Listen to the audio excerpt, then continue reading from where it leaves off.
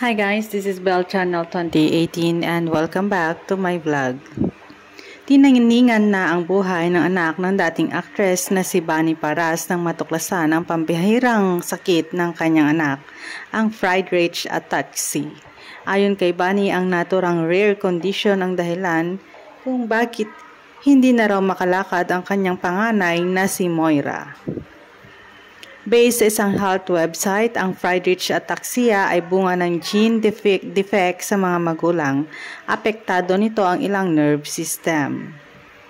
Ang sintomas ng naturang disorder ay lumalabas sa late childhood ng isang individual kung saan nahihirapan siyang maglakad at magsalita, bukod pa sa madaling mapagod at hingalin.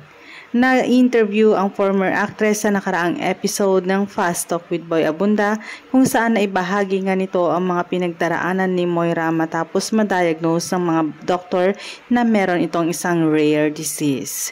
Kwento ni Bunny, 10 years old ang anak niya sa dating TV host at DJ na si Mo Twister. Moira ng taningan ng mga doktor ang buhay na to.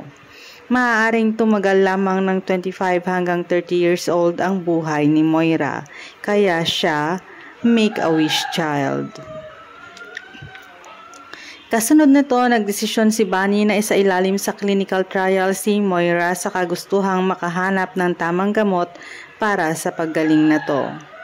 Because of the clinical trial, they're telling me that there's a miracle happening in my daughter's body. Pahayag ni Bunny na 25 anyos na ngayon. Araw-araw daw nilang ipinagdarasal ang health condition ng anak. Yung mga kasabayan niya really down low, talagang mahinang-mahina. And Moira is like in the middle and something's keeping her kahit paano.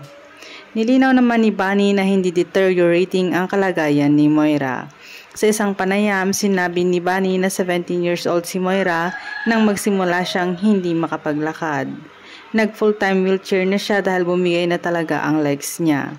Nawala na pati ang sensation ng legs niya, pahayag ni Bunny.